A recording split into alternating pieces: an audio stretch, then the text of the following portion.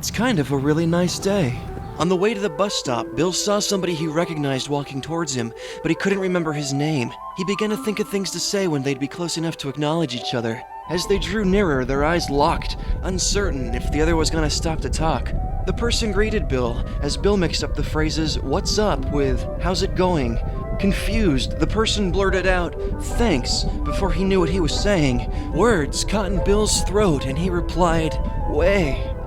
They did a sorta awkward half-turn, and then continued on, now confident that the other was not going to stop to talk. In the supermarket, Bill was always very careful to select fruit from only the back of the produce piles, as the fruit in the front was at crotch level to the other customers. An old man who smelled of gasoline held up an onion and said, "Big onion," to no one in particular. He smiled at Bill, and Bill looked at his socks. As he waited for his next bus, Bill stared at a torn shopping bag that was blowing in the wind on the end of a broken pole, and anxiously sucked blood out of a sore in the corner of his mouth.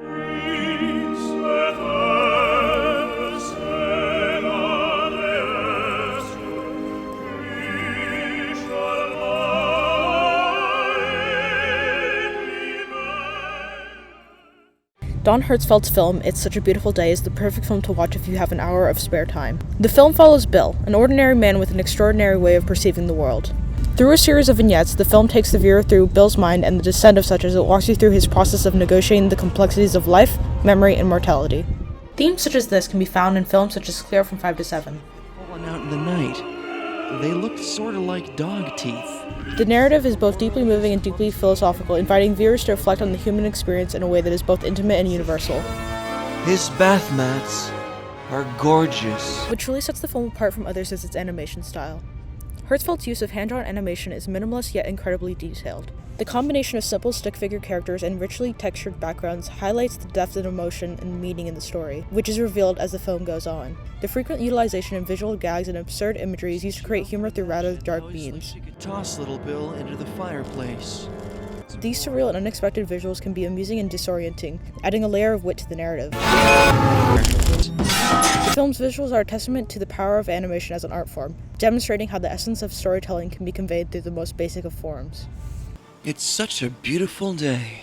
The film also stands out for its creative use of visual effects. Hertzfeldt incorporates a wide array of experimental techniques, such as mixed media sequences to evoke emotions and thoughts within the audience. The way the film plays with distortion and perspective to illustrate the subjective nature of memory is particularly noteworthy. Bill, can you tell me who this is? Do you remember her? It plays with the theme of having an unreliable narrator telling the story. Sound design is another technological success in It's Such a Beautiful Day. The use of sound effects, voiceovers, and haunting score by the classics, as well as Hertzfeldt himself, adds depth to the storytelling. The audio elements are synchronized with the animation, enhancing the emotional impact of the film. The film's exploration of existential questions, the fragility of memory, and the profound beauty of everyday life is both deep and moving. It's Such a Beautiful Day will leave you with a lingering sense of wonder and contemplation, prompting you to consider the significance of the moments that make up our lives and think, isn't everything amazing?